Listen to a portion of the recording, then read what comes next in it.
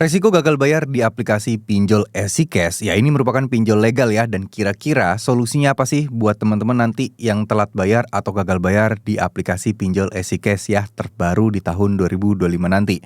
Kira-kira apa aja update-nya? Yuk kita akan bahas di video kali ini. Oke, Assalamualaikum warahmatullahi wabarakatuh. Video kali ini kita akan bahas terkait masalah resiko dan juga solusi telat bayar di aplikasi EasyCash ya. Oke. EasyCash ini merupakan pinjol legal ya teman-teman, di mana banyak banget yang masih mengira EasyCash adalah pinjol semi ilegal atau semi legal dan lain sebagainya. Karena mungkin jatuh temponya itu lebih cepat dibandingkan ya pinjol-pinjol yang lain. Tapi sebenarnya ini hitung-hitungannya sebenarnya nggak ada masalah sih. Karena ya disesuaikan dengan ya nilai nominal yang kalian pinjam tentunya. Kalau yang lain-lain tuh biasanya butuh waktu sekitar ya 1 bulan sekali, terkadang EasyCash 2 minggu. Itulah awal mula kenapa EasyCash disebut pinjol semi ilegal ya.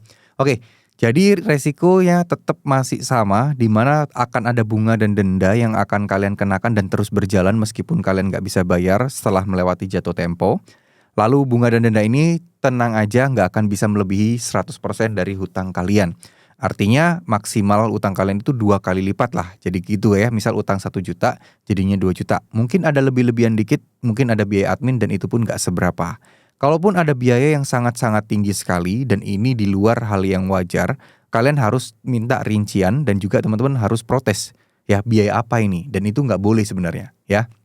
Kalau cuman ya 50.000, 100.000 mah oke. Tapi kalau tiba-tiba biayanya ini jadi 2 juta, 3 juta, nah itu adalah hal yang tidak wajar teman-teman.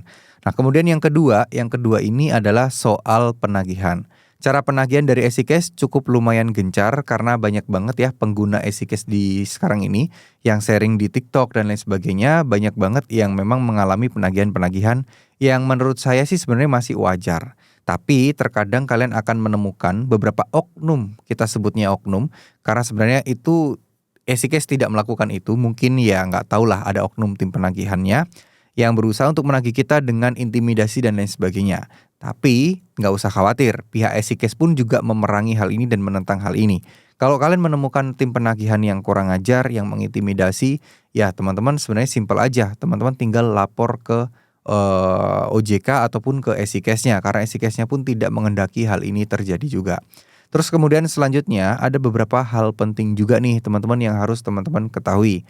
Karena gini, masalah DC lapangan ini adalah sebuah permasalahan yang cukup kompleks dan mana orang-orang itu pada ketakutan dan pada cemas. Dan sayangnya itu sangat tidak diperlukan karena DC lapangan itu sebenarnya tidak bisa ngapa-ngapain dan tidak berhak ngapa-ngapain ke kalian. DC lapangan tugasnya hanyalah untuk menagih ya, mengingatkan, tidak berhak untuk menyita barang, mengambil uang dan lain sebagainya.